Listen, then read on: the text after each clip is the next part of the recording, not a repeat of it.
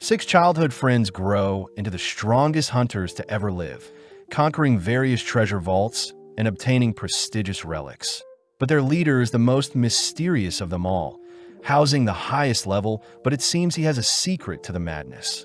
The anime opens with a flashback following six childhood friends all striving to become rich and famous, all agreeing to become heroes together living in the imperial capital of Zabridia. In the present, our MC Cry Andre reveals the importance of treasure hunters as they're placed in a high regard and are tasked with retrieving relics within treasure vaults around the world, all while slaying creatures known as phantoms. Cry is seen visiting the clan First Step, intrigued as they're holding interviews for new members. Plus, clans are unique since they're meant to be a collection of parties. Cry admits that he had failed in the past to get strong, but as Cry lines up to enter the building, he is suddenly greeted by Ruda Runbeck, a level 3 hunter. Runda says Cry seems the most approachable out of everyone in line. But sadly, Cry has no interest in making friends, surprised to hear Runda had been going solo up until now, but needs help conquering the White Wolf's Den treasure vault. Runda says she wants to find a party to conquer said vault, but Greg Zangief, a level 4 hunter, speaks up, mocking Runda for attempting the White Wolf's Den solo at level 3. Greg says Runda will be considered an amateur in the First Step clan, advising her to go home, but this causes Runda to ready her blades preparing to duel Greg. Luckily, while Simon orders everyone to stop, reassuring Cry as he seems to be strangely keeping his face hidden from others. Heading inside, Runda is amazed at the assortment of hunters present, learning that Cry has visited the place 5 times already, feeling bad for him. Cry says people with talent will easily climb the ranks, whilst those without cling on to what they have. But Runda asks why a crowd is forming. Something Cry knows is due to Arc Brave members being present. Apparently, Arc Brave is the strongest party present, and they even managed to complete a level 7 vault with only 6 members. Arc Rodan is the leader, housing a hunter level of 7. But rumor has it that no one has ever been recruited by them at these events. Runda wonders why there is a table vacant, prompting Greg to appear again, scolding Runda for not knowing that the table belongs to the party that first founded First Step, the Grievers. The Grievers were a bunch of kids that came to the capital and shocked the world with their skills, ultimately forming the Grieving Souls Party, and is coincidentally a party composed of Cry's childhood friends. Greg suspects that the Grievers are recruiting people, hence the big event. But out of nowhere, Gilbert Bush demands to meet the Grievers, crying that his level 4 status should grant him a spot in the party. Stepping up, Tino Shade, a level 4 hunter, prepares to silence Gilbert, but Lyle tries calming Tino down. Tino says her mentor would have done the same, but Lyle says the Vice Master will get angry if something happens at the event. Sadly, the crowd encourages the brawl, making room as Gilbert draws his sword, all whilst Tino begins bouncing in place. Cry orders Runda to leave the building as it's about to get messy. But as Tino draws her blade ready to clash with Gilbert, she suddenly detects someone familiar nearby. Having noticed Cry in the crowd, Tino completely ignores the duel, allowing Gilbert to attack the air, all whilst Tino rushes towards Cry, frightening and uncovering his identity as the leader of the Grievers. Apparently, the Grievers are a 6-man army with Cry being their leader, the strongest out of the bunch. Flashing back, we see Cry and his party taking on beginner vaults in record time, but on a particular day, Cry was rescued by one of his childhood friends. Cry found it strange that his 5 party members excelled monstrously compared to himself, so Cry reasoned he should leave as he would only be holding them back. Surprisingly, Cry was offered the position of leader in their group, but Cry had never asked for such a thing, cutting to the present where Greg and Runda are in disbelief that Cry is the clan master of First Step. Ark is seen trying to start a conversation with Cry, but Tino immediately calls out Ark for having ulterior motives, prompting Ark to commend Cry for observing the crowd with a disguise.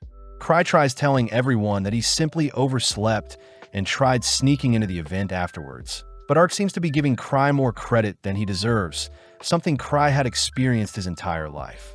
Tino continues to be protective of Cry.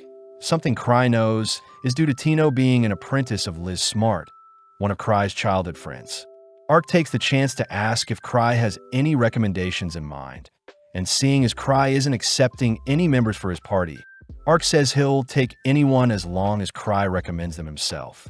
Cry feels bad seeing Ark's party members glaring at him, but keeping his word, Cry realizes Tino won't join any other party than his, so Cry calls out to Gilbert, declaring that he'll join Ark's party. Cry does add one condition, reminding Gilbert that the most important thing for hunters is to not lose, so Cry will personally gauge Gilbert's power.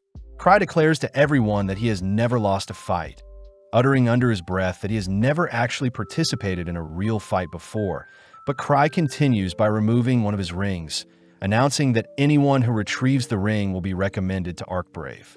As Cry flicks the ring into the crowd, Gilbert is the first to catch it, but Tino follows up by monstrously kicking Gilbert aside. Tino is seen looking for the ring, all whilst the crowd of hunters chase after it as well. But to motivate the crowd more, Cry says the ring is a relic and whoever obtains it can keep it. With the crowd distracted, Cry makes his leave, but as we cut to the next day, Cry is seen at the First Steps clan house. Eva Renfi, the vice clan master, reports that the building of the meetup yesterday is in ruin thanks to Cry's appearance. So the Explorers Association wants to speak with Cry. Cry says that since Ark is quite easygoing, they'll have Ark pay for the damages plus Ark can speak with the Explorer Association. Eva feels bad since Cry is pushing all the responsibilities onto Ark, but Cry says branch manager Ark is a scary person. Plus Cry can't go outside seeing as his disguised relic, reversible face, have been broken and he doesn't want to be attacked. Eva questions if Cry gets attacked often, finally convincing Cry to visit Gark. But funnily enough, Cry deeply apologizes for the damages at the event, reassuring Gark Welter, the Explorers Association's branch manager, that no one was hurt. Seeing Cry so sorry, Kanan hands Cry a book filled with jobs no hunters want, jobs known as chores. Not wanting the hassle, Cry gets serious, agreeing to take on a chore to make up for the commotion he caused. Cry searches for a chore he can pass on to Ark, only to stumble onto a level 3 rescue mission. As Cry leaves, Gark is impressed Cry picked out the most dangerous job out of the bunch, cutting over to Cry, who is horrified to hear that Ark is busy at the moment. Tino takes the chance to show off the ring she managed to retrieve at the event, but seeing as it's the perfect opportunity, Cry asks if Tino would join him for a chore. Before Tino can flee, Cry binds Tino with his hounding chain, something that disappoints Tino. Tino cries that she is still only level 4, and seeing as the quest is in the White Wolf's den, Cry calls for Runda, Greg, and Gilbert to assist Tino. Cutting back 6 years, we see a younger Cry and his party visiting the Explorers Association, a place known as the Treasure Hunters headquarters. When Cry got cold feet and tried backing out, Luke Cycle took charge and kicked down the association's doors, demanding to challenge the strongest swordsman they had. Liz Smart also introduced herself as the greatest thief in the world, asking where they could all register as treasure hunters. But Cry began to feel sick at how fast things were moving. When Cry went to register his party, he was asked to assign a name and a crest to his party, and seeing as this is the perfect chance to deter his members from continuing on as heroes, Cry chose Grieving Souls with a skull as their crest. Immediately, the others were against such a name and crest, but upon hearing Cry suggest he step down as leader, the others agreed to accept Cry's decision to prevent him from leaving. In the present, Cry had visited Runda, Greg, and Gilbert, all still speechless to see that Cry is the level 8 hunter with the title of Thousand Tricks. Apparently, hunters that obtain a title are highly regarded, but Gilbert refuses to accept such a wimpy man like Cry to be the capital's strongest. Cry tries calming Gilbert down, asking if the trio would like to accompany Tino on her chore, but Gilbert refuses to listen to Cry, forcing Cry to recruit Greg and Runda only. Cry says Tino is free to take any other from the clan but himself, but before Cry leaves, Gilbert demands to challenge Cry, offering to go if he loses. With Cry getting serious, he says that since Tino is the leader, she'll be the one to make Gilbert submit.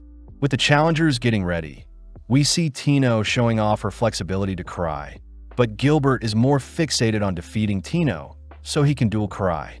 Tino reminds Gilbert that Cry is level 8 compared to a fly like Gilbert, who is level 4, But to make things fair, Tino says she won't be using any of her weapons.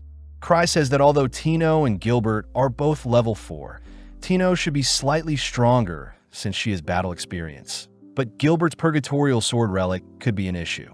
Surprisingly, Gilbert tosses aside his sword to match Tino, but before the duel starts, Tino demands to get ice cream with Cry if she wins. With Cry agreeing, Tino starts the duel by lunging towards Gilbert, missing a strike to his head only to launch him aside with a spinning kick. Sadly, Gilbert refuses to give in, charging at Tino, but she simply replies with a leg lock, demanding that Gilbert apologize to Cry as she tightens her hold on Gilbert. Pissed, Gilbert breaks out of Tino's bind, but is put to sleep shortly after by a decisive strike to the neck. With Tino asking for praise from Cry, Gilbert is seen barely conscious, revealing that at a very young age, he wielded a sword and defeated many adults with his swordplay, even heading to the capital and managing to conquer many treasure vaults at such a young age. In the present, Tino advises Gilbert to pick up his sword if he wants to win, but Gilbert's pride refuses to let him. Gilbert admits that he wasn't as strong as he thought, suddenly hearing Cry say he knows Gilbert left his original party since he was too strong for them, shocking Gilbert as he wonders what Cry truly is capable of. Intrigued by Gilbert's blade, Cry nonchalantly heads over to inspect it, but before even grasping the blade, huge amounts of flames engulf Cry, horrifying Gilbert as Cry is able to draw out more power from the Purgatorial blade. In this world, mana material is said to be the core substance, and treasure vaults are phenomenons when mana is condensed along with ley lines. Till this day, there are things to be discovered, and the White Wolf's Den is a treasure vault with many mysteries, a site originally inhabited by silver moon wolves. It wasn't until the wolves were hunted for their fur that the location became a vault and wolf phantoms started appearing, the primary reason why Cry refuses to take on the chore. Seeing Eva worried, Cry says Tino's 4-man party can easily take on the job, but Eva is more curious about the spectacle that happened with Gilbert's sword. Cry cryptically says it was a simple trick even Gilbert could have pulled off, but Cry gets distracted admiring his relic rings and Gilbert's relic sword, annoying Eva as she reminds Cry that he can't be buying whatever relics he pleases. Cry reveals that his party members equally split any profit, feeling bad since he gets paid even though he doesn't do any work, but seeing as his relics are dead, Cry heads over to get them charged. Sitting down with some party members, Cry has his gear charged, only to hear reports of wayward phantoms appearing northwards, destroying an entire caravan. Apparently, even level 3 guards couldn't stop the phantom, and now the Knights of the Third Order are dead set on exterminating the threat, especially since it looked like a wolf and was near the White Wolf's Den. The gang suspect the den must have created such a creature, freaking Cry out when he hears that Rudolph Devount, a level 5 party, went missing in the den checking the job again. Cry realizes it was a rescue mission for Rudolph and his 5 other level 5 hunters, but as Cry tells the others that he sent Tino to retrieve the missing party, the duo fear Tino won't make it back. Cry chooses to excuse himself, wondering if Gilbert charged his sword before heading out, but at the same time, we see Tino and her party deep in a forest. Tino reminds the gang that such a mission won't be easy, hence why they were asked to write their wills, but Greg fears that their 4-man party is too random to take on any extraordinary quests. Tino corrects Greg, declaring that Cry is far more calculating than anyone they've met, inspiring the gang to continue forward as they have full faith in Cry's decision to give them the job. At the same time, we see Cry about to puke, blaming himself for sending Tino and the gang on an impossible mission. Seeing as he has to right his wrong, Cry heads over to open a secret passage near a bookshelf, reasoning he should stop the gang and hand over the job to someone else more qualified. At night, we see the gang making good progress through the woods, but suddenly a phantom attacks them. Greg is mortified to see the creature equipped with armor and a sword, but Tino cries that they must overcome such a creature. Back with Cry, we see him sifting through his assortments of relics, stashing up on items he may need, but before he can head out, Eva asks what he is doing. Eva is happy to see Cry is worried about Tino and the others, but spots Cry wearing a citry slime, an item that violates Imperial law. Just like that, Cry heads onto his balcony, activating his Night Hiker relic only to rocket towards the gang. Flashing back, we see Cry's newly formed Grieving Souls party reporting on their first week of vault hunting, all amazed that they encountered a level 4 Cyclops in a level 1 vault. Overhearing their conversation, a drunk adventurer accuses the kids of lying, but the man is shocked to see the gang have brought back the monster's head. Working together, Tino and her party manage to slay the phantom before them, but they're confused as to why such a creature appeared near a level 3 vault. Tino asks why Gilbert didn't use any flame magic, but Gilbert admits that his blade is out of mana, making Runda suggest they retreat for now. Tino stands strong, declaring that they'll continue on no matter what. Plus, they must hurry since the people they need to rescue might still be alive, egging the others to follow after Tino. With the gang making it to the entrance of the vault, they notice multiple wolf monsters decked out in bows and guns, and it seems their larger bodies are forcing them to remain outside and stand guard. Gilbert suggests that he rush head-on into the swarm and get rid of their weapons, but Tino calls Gilbert a fool, declaring that it's her duty to ensure everyone makes it back alive. Tino says herself and Runda will use their speed to draw the monsters towards them, and only then will Greg and Gilbert attack them, rendering their long-ranged weapons useless. At the same time, we see Cry soaring through the air to reach Tino as fast as he can, all whilst the gang begin making their way into the vault, slowly carving through the wolves they face. Tino is impressed by the others' abilities, glad to see they all have a sense of teamwork as Gilbert and Greg are relatively strong and have experience fighting. Runda, on the other hand, understand how she can distract and locate enemies, allowing Tino to deal any finishing blows, a party Tino wholeheartedly believes Cry had designed intentionally. As Gilbert clashes blades with the enemy, he is reminded of the moment he left his team, feeling a little bad since he outgrew them quite quickly. With Gilbert a little distracted, Greg charges the wolf Gilbert is dueling, allowing Gilbert to execute the monster. Moving deeper into the vault, Tino begins inspecting the surroundings, only to report a strong presence nearby that belongs to the boss. Seeing Greg a little panicked, Tino orders Greg to stand his guard and grow from facing strong monsters, something Greg admits he isn't used to, as he tends to flee from jobs when the obstacle in front of him is too great. Greg says he has seen many friends pass during his time as an adventurer, something Tino sympathizes with, but Tino reminds the others that Cry intentionally put them together. When Runda asks why she was selected, Tino gets jealous at Runda's figure, accusing Runda of seducing Cry with her breast, but regardless, the gang ventures deeper. Back with Cry, we see him scouring the forest from the skies, freaking out as he wonders where Tino and her party are. Unable to stop the flight relic, Cry has no choice but to fly into the vault in search of the gang. But as this happens, we see our gang come face to face with a monstrous wolf boss.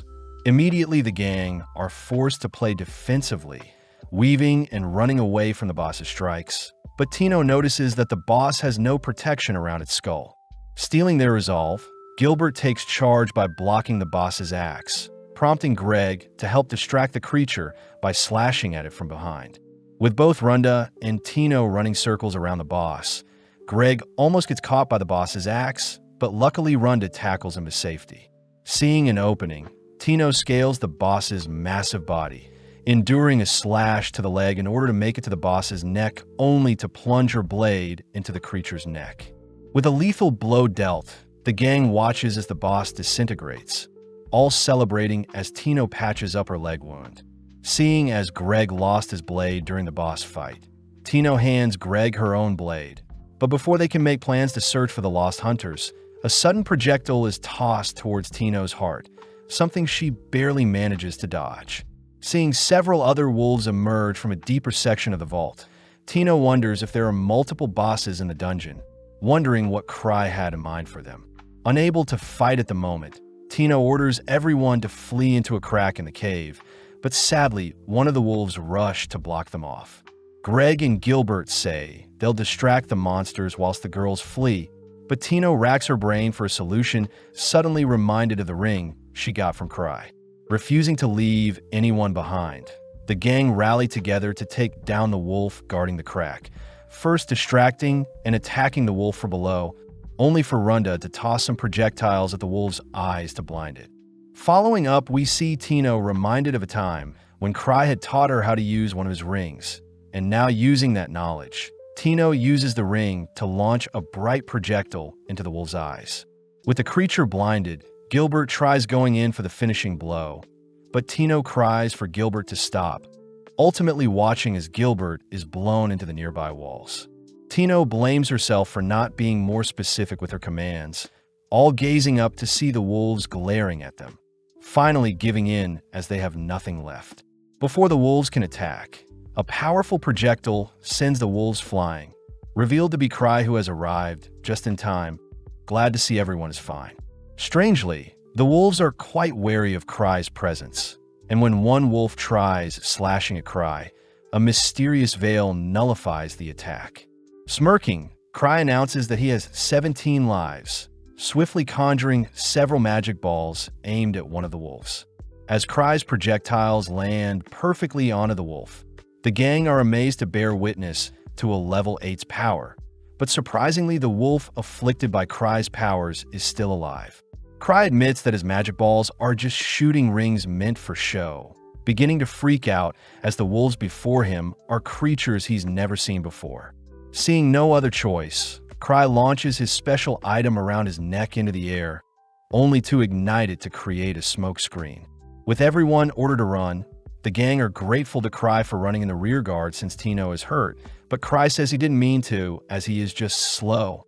Tino is reminded of the first time she met Cry, flashing back to a time when a young Tino was almost captured by some thugs, but suddenly Cry and his party showed up, unintentionally rescuing her. Having made it to safety, Cry commends Tino for staying alive up until now, and seeing as Tino is injured, Cry makes use of a healing relic to instantly patch up her leg wound. Seeing as escape is their #1 priority, Cry takes the lead and begins escorting the gang through the cave, but secretly he has no idea where he is going.